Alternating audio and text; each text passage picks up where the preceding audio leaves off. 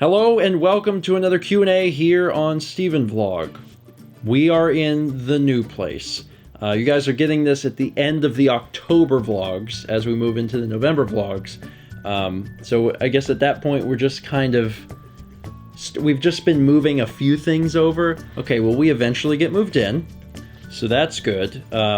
We don't have everything done at this point, but you'll see that we've gotten a lot of stuff done. Eventually, behind us, there's going to be a lot of bookshelves. This is where all the games are going to sit, but we don't have those up yet. So this is going to be like probably the only Q&A where there's just a blank wall behind us. So this is a very special Q&A. This is a special edition blank wall Q&A.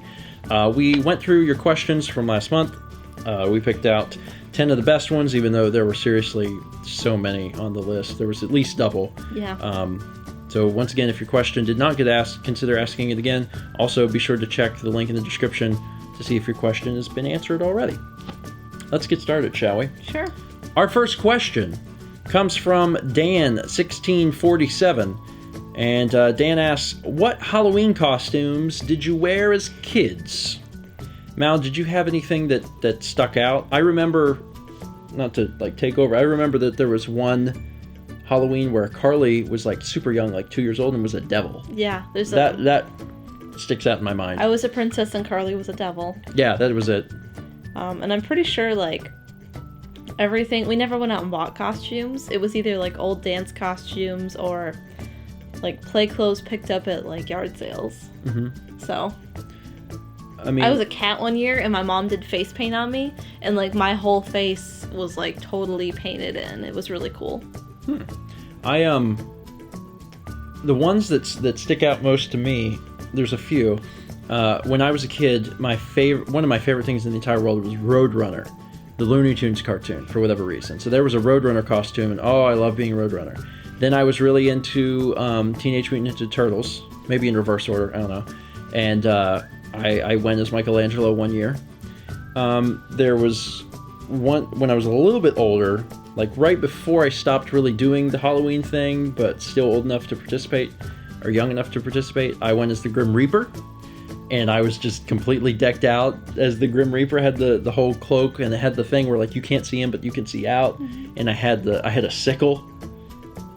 That was cool. I actually, every once in a while, I think about how, maybe not fun, maybe fun's not the word, how interesting it would be to dress up as the Grim Reaper and just stand on the side of the road on some of these old backwood country roads. People, if you did that for every night for just an hour each night, that's all you'd have to do, and then you could step away forever and it would totally be on the news. There'd be all these people I swear to God, I drove by and I saw the Grim Reaper, and I just think that'd be it'd be really funny, wouldn't it? The next question is from McFife, and it says, Stephen, do you help with the housework, aka cleaning, cooking, laundry, etc.? Mallory, you want to answer this one? And then I can explain. The answer is, for the most part, no. That's not an incorrect answer. For the most part, no. I do feel like Stephen's chores consist of scooping the cat box. I do that. You don't do that. No. That is mine. I clean the box. Correct. I wash it when it's time to wash Correct. it. You tend to feed the cats in the morning, whereas I get them in the evening. Usually, yeah. When I ask, you fill the dishwasher and empty it, but you don't wash the big stuff by hand. No. You vacuum when I ask, because I really hate vacuuming. Which I don't get. I don't know, I just don't like it. It's it. easy. It's just done. And now you mow the lawn. I haven't actually started doing that yet, but yes. Spoilers, we get a lawnmower. Double spoilers, it's not what you're expecting. So, yeah, it's, I don't help with the housework, which immediately people are like, why don't you help with that housework? I do have a reason for that, and that is because I work a lot. And that may not be a good reason for some of you, and I'm sorry, but it's true. And it's something that I legitimately feel bad about. It's something that I can rationalize on one hand and then feel very bad about on the other. And it's something I actually struggle with a lot, because I work bare minimum 60 hours every single week, and I have been doing that for pretty much years. But a lot of times it's even more than that. Like it'll push 80 or even more than 80, and like that happens all the time. So when I'm working that much, and Mal, quite frankly, is not, it's a lot easier for me to just say, well, cook. You know, like if I'm working on something and I've been working for like 8 to 10 hours straight, and Mal's like, you know, we should really eat dinner. I'm like, yeah, you do it. But I feel like you're the same way, because on one hand you understand and you're like, I get it, Stephen is working to death. Mm-hmm. I should really cook. But on the other hand, you also are like, you want it to feel more even. Yeah. And like it is something I legitimately struggle with, because I feel bad. I really do. And I do try to help out occasionally, but like there's a lot of times I can't do it. And I feel bad because it's something that I feel should be equal, but our workload isn't equal. And that's why it's shifting a bit. Now, I don't want to make it out like Mal doesn't work a lot, because Mal actually works a lot. It's just I work an inhuman amount, and that's why it seems off balance. But there will come a day, I promise, when Dan starts editing even more, and then I have more time, and then I will cook and clean a little bit more, probably. Anyway. That'd be nice. I would like that. I would really like that. I'd want to cook more, to be honest, but it's time consuming. Our next question is from Angus McFife 13, and it says, lately it seems that viewers are pushing for longer content on StephenPlays. Do you see 30-minute episodes for all Let's Plays, besides Fallout 4, becoming the norm in the future? Actually, Angus, it kind of already has. We have been slowly transitioning towards that for some time. Mm-hmm. We made like official transitions to that in Walking Dead. On Walking Dead. Limbo currently is going on, and we did that. Even in Uncharted, I gradually shifted to 25-minute episodes. I will say that even though it doesn't seem like it's adding a lot, it is actually a ton of extra work. Like a lot. If you think about it this way, if we've got 2 series, and each of the series are 20 minutes, right? And we decide to extend both of them by 10 minutes to make them half hours. Okay, we've essentially added 20 more minutes of work, which is the same as doing another series. It's not exactly that way, but like it is a lot of additional work, but it's something that viewers want, and also it's fine with us, because when we went to a 30-minute format, we tested everything out with people using Walking Dead. We said, we're doing 20 minutes. If we do 30 minutes with a mid-roll, would that be okay? And people were like, yeah, we'd like that. It was an overwhelming poll of yes. So that's what we did, and that's what we've been kind of doing with other series now, is adding that extra 10 minutes is really hard, but if we can put a mid-roll in there, it actually does make it worth our time to do. So that's what we've been doing. So we've been trying to do the 30-minute format, and so far we've been keeping up with it, I guess. Although the audience might be inclined to disagree, since vlogs are so far behind, but they're behind for a million other reasons. We moved. I think eventually they'll be caught up. The next question is from ThisIsWhatIuseToComment, and then Egtvedt. I don't know. What is Justin's job? What was his profession? And what school did he go to? So someone very interested in Justin. If you're unaware, Justin is our friend who creates stuff. Anything really. He's created a lot of guns, a lot of props. He does cosplay. He has created his own Master Chief costume. Batman. He's created Batman. Darth Vader. He's done a lot of different stuff. Captain America. Over the years, he's made stuff for us. Like he made us a model of the Elder Scroll from the Elder Scroll games. From Skyrim. So he's done a lot of amazing stuff. He actually worked with Bungie to create the guns from the Halo series, and then gave them to Bungie so they could have people pose with them at E3. Some of his work is in the green room on Conan O'Brien's show. Like, he does really amazing work. Didn't Adam Savage do one of his kits on his show? Yes. Very recently, actually. I don't know which kit He got, I think it was one for a storm. Was it the Stormtrooper blaster? I think maybe, or was it? No, it was a lightsaber. It was this. Something Star Wars. It was some. Was it a staff? Ray's staff? I don't know. Something Star Wars. Anyway, Adam Savage recently did something on one of his shows, and it was actually Justin's kit. So, very cool guy. So I can see why you'd be interested in Justin. The questions are basically, what is his job? Kind of maybe what was how his he got profession? into it? And what school did he go to? Okay, Justin did not go to a school for this. Justin was doing this when we were in high school. He was making things out of cardboard and epoxy. I still have somewhere some of his really old work. And it's amazing to see how far he's come.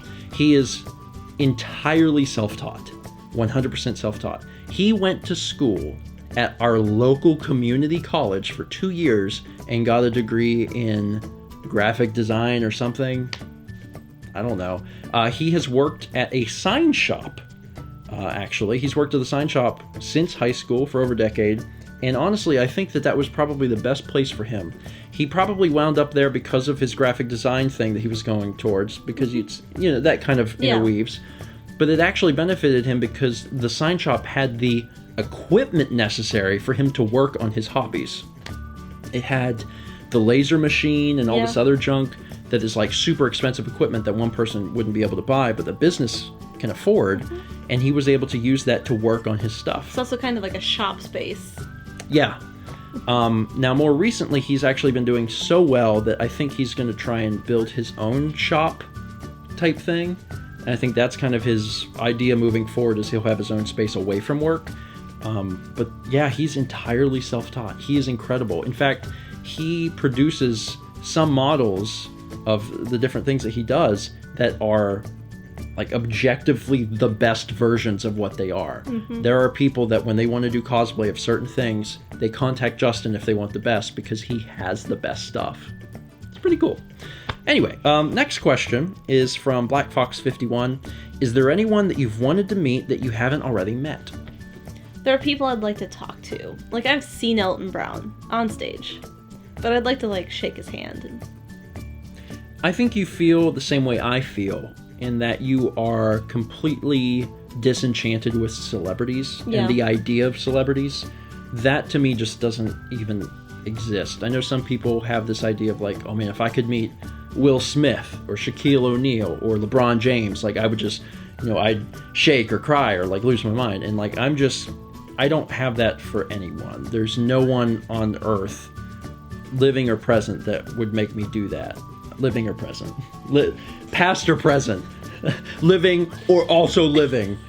That would make me do that. But there are people that I'd like to have dinner with, just to chat. There are people that if it was okay that, they were approachable, I would love to be able to just talk to. I mean, as far as current people, people in the science community, people that not just people in the science community, people that have helped popularize science, which is one of the reasons I loved Carl Sagan so much, is that he was a scientist and an astronomer, sure, but he also was responsible for teaching people about science and opening up that world to them. And our modern day Carl Sagan is Neil deGrasse Tyson. It'd be awesome to just talk to him, Or Bill Nye. Bob Ross for me. Yeah. Bob Ross is gone, but yes. So is Carl Sagan. I know, but if they Past were... Past or present, Stephen. Okay, yeah, but if they were around, yeah, absolutely. There's people that I would just really like talking to. I think that'd be cool.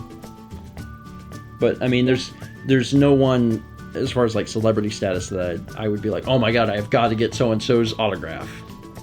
It would not happen. Yeah. There would be some people I think it'd be fun, if I met them, to get them to sign off the vlog, though. Yeah. I don't know if that ever happened, but that'd be fun. Next question is from WolfieXp. How long did you two date before you started to openly talk about marrying each other? Ooh, that's a hard question. Is it? Do you know? Or have a general idea? I think it was... I don't want to be it was really quick, but I feel that even before the first year, even before we'd been dating an entire year, I feel we had probably kind of at least started to mention it a little bit. Definitely. But also I feel I never want to like overemphasize the relationship we have. I never want it to be like, look at the grandeur of the relationship, because I really dislike that idea. But Mal and I just, from very early on, just clicked really well. We spent a lot of time talking. We felt very comfortable with each other. And I feel like both of us knew very early on that like what we had was working really well and was special. That we wanted to be with each other. Basically that. Like it was something really early on where it was like, wow, I could definitely see myself spending the rest of my life with this person. And that wasn't even that far into the relationship. Maybe a few months I was like, this is a really great person. And I mean, you still experience like that, you know, the puppy love type thing where your emotions are all clouded because you're just completely enraptured with this person. But even after that faded, I still felt like that. And then I would say that probably around after dating for a year, we started to just openly talk about it. Mm-hmm. And it was something that we both wanted, and talked about and said, you know, yeah, we would do this. There was never a time where we discussed it and it was like, well, I don't know. It was just, yeah, that sounds good. And then we talked about it more and it's like, okay, but when should we do it? You know, it wasn't even, I feel like it was like that. It wasn't like, I feel like it wasn't a question of if, it was just when. Yeah, but I mean, I think we even discussed like when, because you knew I was going to propose. Yeah. You knew that was going to happen. I mean, I don't remember like exactly, but we decided to go try on rings when I visited you in Savannah. Yep. So we did that. And then, that was in spring of 2010? Yes. Yeah, so we had been dating for 2 years at that point. And then you decided like to figure out exactly what I wanted. Yeah. So I mean, like, it was pretty early on, but like that's not. And I always want to stress this, especially when we talk about relationship stuff. Like, there is not a cookie cutter relationship. Like, every relationship is different. It requires different things, different needs, because they are different people with different thoughts, different aspirations, different whatever. So like, you can't say, oh, if we don't start talking about marriage by a certain point, then our relationship is a failure. No, because relationships are different. It may be a completely different experience for you, and it may require different things of you and your partner. So, different strokes for different folks. The next question is from AntiHeroSora. When you go to a convention, have John or Emil ever asked you to help out with Rome controllers? I don't know if we've ever been to a convention where they haven't. I think the only time that we were in the audience was like the first convention. That was the only time that we were ever treated as like audience members and got like the cards to actually play. Every time after that, and that was in 2012? Yeah. That was in 2012. Every time after that we've actually helped set it up. There was a few times where Mao actually helped. I think at least 2 or 3 times. I know 2 for sure. I was in charge of handing out prizes. Didn't you and Haley do it one year? Yeah, that was the last time we went. Yeah, you and Haley did it, and you were both wearing your poodle skirts. You gave out the prizes. You guys were cute. And then I did, I would help set up, like, all of the different systems, because if anyone's not familiar with what Throne Controllers is, it's like a game show. It's like Nick Arcade, sort of. It's a game show with all of these different consoles and all these different systems. It's a quiz show with, like, questions, but then you also have to play the video games. And it would be easier if they just emulated everything, but they don't want to do that. So instead of developing like a computer program that just has all this stuff already on it, they have all these systems. So there's like 8 or 10 systems. Wii and an Xbox and an Xbox 360 and a PS2 and a Super Nintendo. All of this stuff is on this table, and it all has to be hooked up in the span of like 15 minutes. So I'm one of the people. And then taken down. I'm one of the people that helps out doing that. Yeah. Yeah. But I've never, like, presented or anything like that. But if they needed that for some weird reason, like if John suddenly was like, my leg exploded, I'm bleeding profusely, but the show must go on, I'm gonna pass out and see a doctor, and I would be like, I mean, I could attempt to do this. So anyway, all right. So the next question is from AilouPup, and it says, do you announce that you're going to start filming, or do you just do it? And Mao, when you're filming, do you choose what to shoot, or does Stephen direct you? So as far as if I'm going to start filming, I would say I almost never announce it. I just pull a camera out. People that know me I only hang out with people that are comfortable with me, I would say. Like, hang out, like, on a regular basis. And those people know what I do. They know that I film. They know that if they're around me, they're going to be on camera. It's just kind of the way it is. And because of that, I don't really stop and say, hey, everyone, I'm about to film a thing. Like, I just pull out the camera and start using it.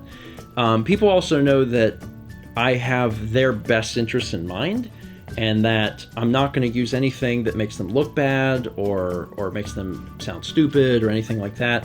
And if they ever have an issue with something, like if they see me filming and they're like, actually, leave this part out, like, I always honor that request because I like my friends.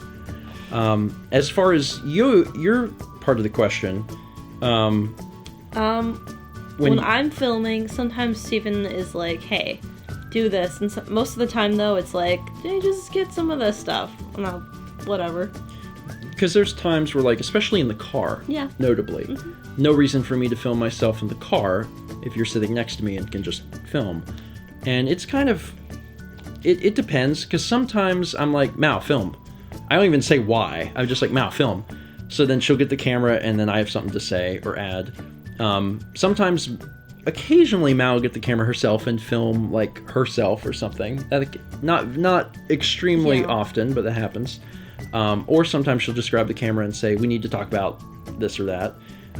Sometimes on long driving trips, I want montage sequences. And when we get in the car, I'll give Mal the camera and say, Mal, montage. And then while we're driving, Mal will, shoot different shots from the passenger seat so we can have footage for a montage. There's times where I tell you to film and you don't know why. I'm just like, get the camera ready. Yep, that happens too. I can think of one notable. Shigesato Ito? Yeah.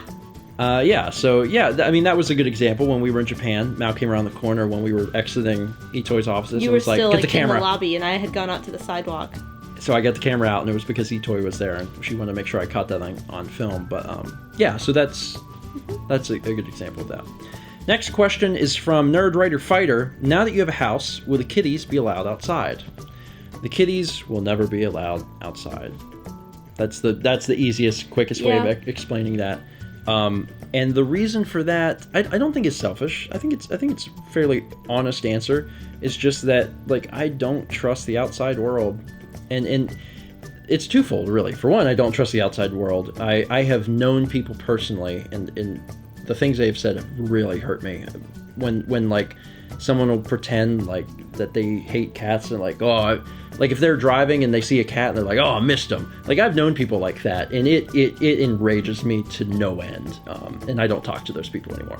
So that's a thing, because there are people that will, like, shoot animals, man. I don't know why. I mean, well, obviously, like, hunting, but you know what I mean. Like, someone will be like, a cat walked onto my yard, so I shot it. Like, that kills me. So I don't trust people. But then also, like, vet bills. Like, if your cats go outside, they start picking up weird stuff. They don't live as long. Yeah, that's, like, just a fact. Just like an average. Yeah, like the average lifespan of an outdoor cat is just lower. I also don't think they could handle it at this point. That's the other thing I've thought about. They have lived a very pampered life for 4 years, and if they were suddenly outside, I think that they would not know what to do with themselves. They have not built up those instincts. I know vlogs haven't come out yet where they've been in the new house, but they are terrified of the garage. Yep.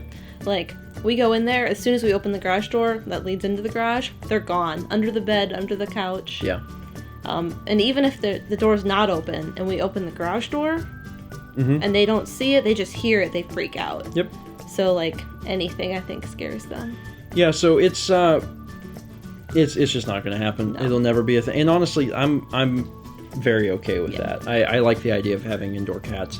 And I think people have different opinions about that. Some people think that cats should be both. Some people think cats should be indoors. I don't have strong opinions. Like, I don't care if people have indoor and outdoor cats. That doesn't bother me.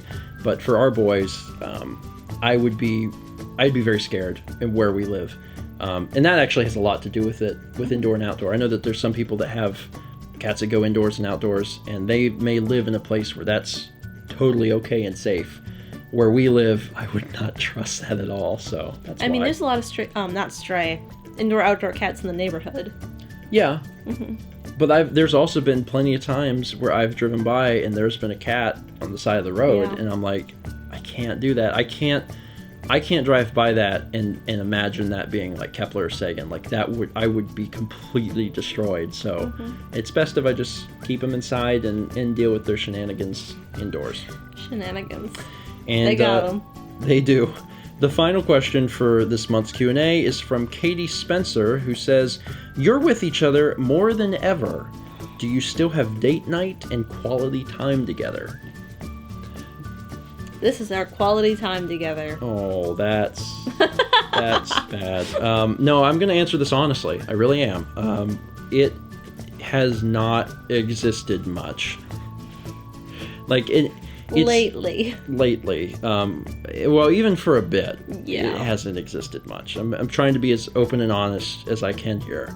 I feel like Mal and I are in a unique position where we get to spend a lot of time with each other, and that's good.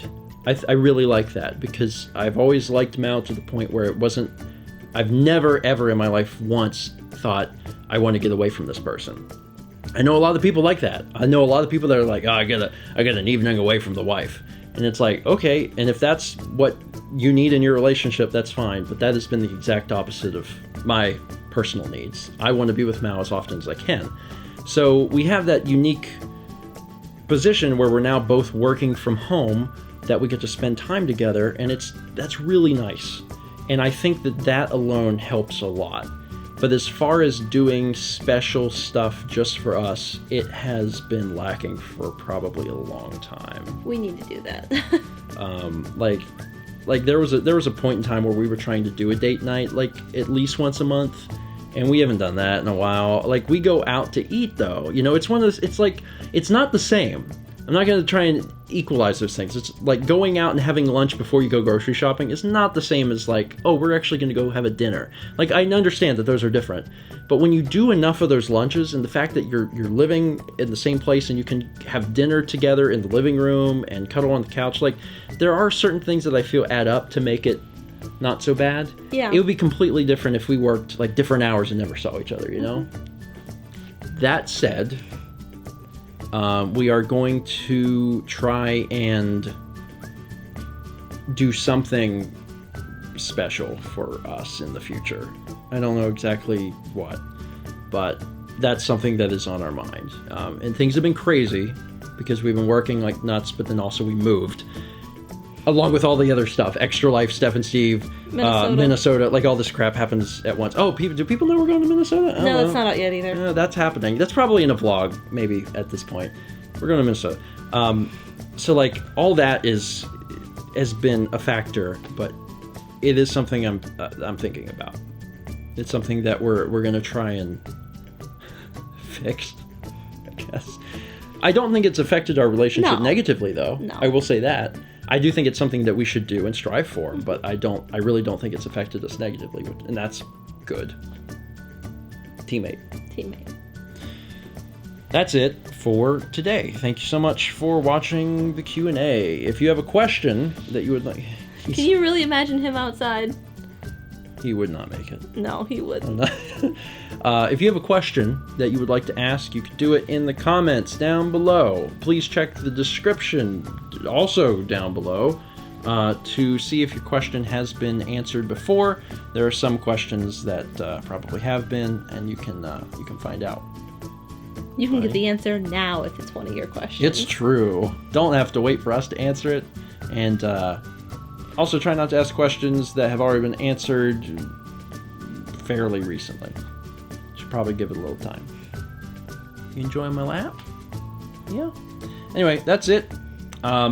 We understand that you guys are obviously getting this Q&A late because you're probably getting this Q&A as November is coming to an end. We might even be in December now. So it's December and you're getting the November Q&A. We understand. We're working on it. It's been crazy. But the vlogs coming out are getting good. So, keep watching. Right, buddy? Right. Okay. Leave your questions.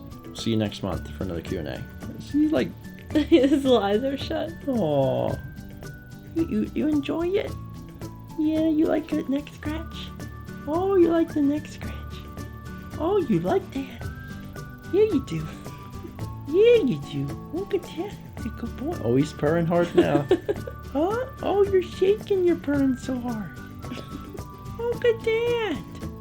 Who's the little shaker? Who's the little shaker Quaker? The little Quaker. Yeah. Look at that. Your little face is a good little face. Your face is like a pie.